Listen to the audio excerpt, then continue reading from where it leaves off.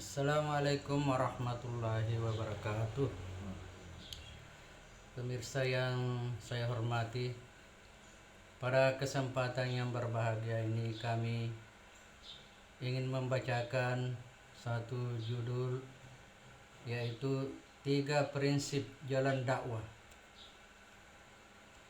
Ada 3 pilar yang menjadi tonggak penting yang menjadi landasan kami berjalan di atas jalan ini, agar kami bisa mewujudkan penghambaan yang utuh kepada Allah.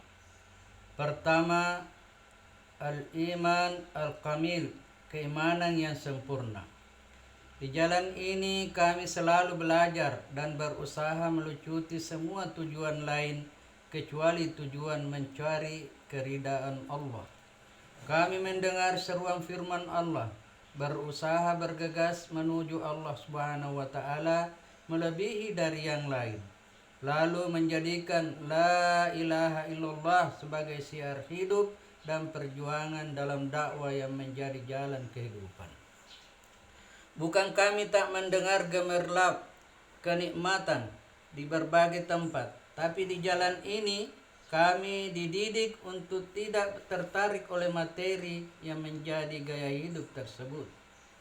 Kami ingin dengan jalan ini tidak terjerumus pada kesesatan orang-orang yang berperadaban, menyembah syahwat dan nafsu, sebab kehidupan yang ada dalam kondisi itu adalah kehidupan yang ada dalam rotasi kesesatan karena tidak mengambil hidayah Allah dan tidak tersinari cahaya Allah. Sebab kebahagiaan yang ditampilkan daripada peradaban itu sifatnya semu atau tidak asli.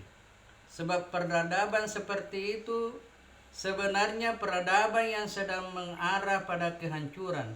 Begitulah inti pengajaran yang disampaikan Rasulullah sallallahu alaihi wasallam melalui Al-Qur'an. Kami diajarkan dan ditanamkan keyakinan berlepas penyembahan nafsu dan syahwat. Kami arahkan semuanya hanya tunduk kepada Allah saja, tidak tunduk, tidak menyembah kecuali Allah. Kami selalu berusaha untuk tidak bersandar dan mengandalkan apapun kecuali Allah, tidak meminta kepada siapapun kecuali kepada Allah, tidak merasakan nikmat untuk berdekatan kecuali kedekatan dengan Allah. Ketika kami sakit, kami merasakannya sebagai ujian keimanan, kesabaran, dan bisa juga sebagai cara Allah yang lebih mendekatkan kepada Allah. Inilah yang dahulu wujud di antara perasaan yang kemudian menghimpun hati para sahabat Rasulullah sallallahu alaihi wasallam dahulu.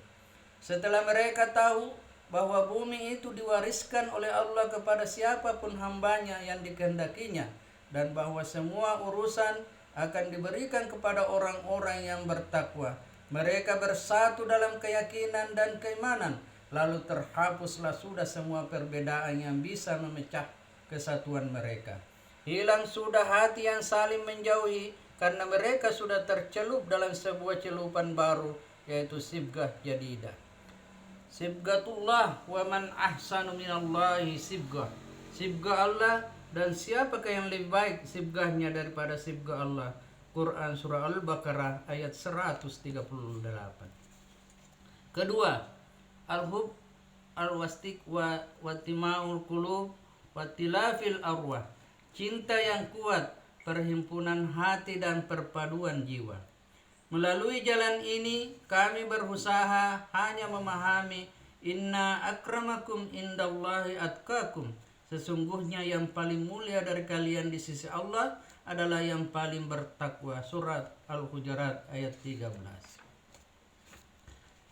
Dengan rahmat Allah sebenarnya hampir tidak ada sesuatu yang bisa menjadikan kami terpisah. Hampir tak ada yang bisa membuat barisan ini terpecah.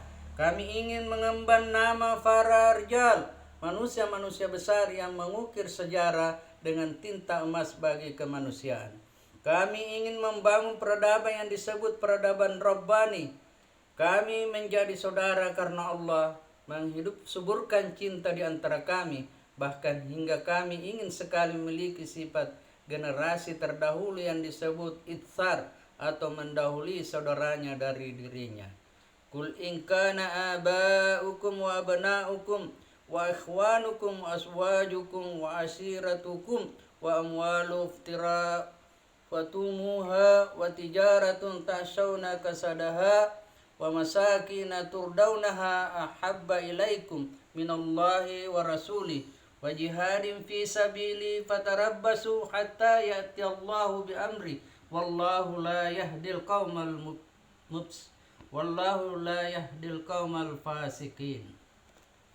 Katakanlah, jika bapak-bapak, anak-anak, saudara-saudara, istri-istri, kaum keluargamu, harta kekayaan yang kamu usahakan, perniagaan yang kamu khawatirkan kerugiannya, dan rumah-rumah tempat tinggal yang kamu sukai adalah lebih kamu cintai daripada Allah dan Rasulnya, dan dari berjihad di jalannya, maka tunggulah sampai Allah mendatangkan keputusannya, dan Allah tidak memberi petunjuk kepada orang-orang fasik. Quran Surah At-Taubah ayat 24. Cinta kami adalah karena Allah, benci kami juga karena Allah.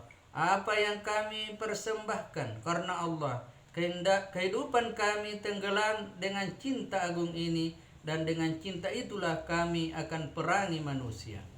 Yang ketiga, at-tarbiyah ala tadhiyah, pembinaan atas pengorbanan. Di jalan ini kami membina diri di atas pengorbanan. Hasil tarbiyah di jalan dakwah ini menjadikan kami semakin mengerti bahwa harta dan jiwa adalah milik Rabb semesta. Kami belajar dahulu ada salah seorang dari sahabat menolak menerima ghanimah atau harta rampasan perang yang sebenarnya sudah halal dan menjadi haknya. Lalu turunlah firman Allah, fakulu mimma ghanimtum halalan thayyiba wattaqullah innallaha ghafurur rahim. Maka makanlah dari sebagian rampasan perang yang telah kamu ambil itu sebagai makanan yang halal lagi baik, dan bertakwalah kepada Allah. Sesungguhnya Allah Maha Pengampun lagi Maha Penyayang. Quran Surah Al-Anfal ayat 69. Begitulah para sahabat dahulu sangat memelihara diri, bahkan terhadap sesuatu yang halal mereka berusaha untuk wara terhadap yang halal sekalipun. Mereka lebih suka meninggalkannya dan menyerahkan masalah itu kepada Allah Subhanahu wa taala. Mereka cenderung untuk menghindar dari itu semua demi tidak adanya niatan yang terpesona dalam kerja-kerja dakwah yang mereka lakukan. Mereka lebih memilih tak mengambil haknya karena berhati-hati dari munculnya ketamakan dan cinta pada dunia di dalam hati. Ternyata itulah di antara yang menyebabkan mereka tampil dari keadaan yang rendah menjadi penuh kemuliaan. Dari ketidakmengertian kepada pemahaman atas ilmu pengetahuan yang melebihi manusia di zamannya. Mereka adalah batu bata bangunan peradaban yang berdiri dengan al-haq. Mereka menjadi petunjuk bagi kemanusiaan seluruh alam. Mereka menjadi panutan umat ke jalan surga. Kami ingin meniti jalan sebagaimana mereka. Semoga Allah memberikan kekuatan dan keteguhan hati untuk langkah-langkah kebersamaan kami di jalan dakwah ini. Demikianlah yang bisa saya bacakan pada kesempatan yang berbahagia ini. Mudah-mudahan ada manfaatnya. Lebih kurangnya mohon dimaafkan. Wabillahi taufiq wal hidayah. Wassalamualaikum warahmatullahi wabarakatuh.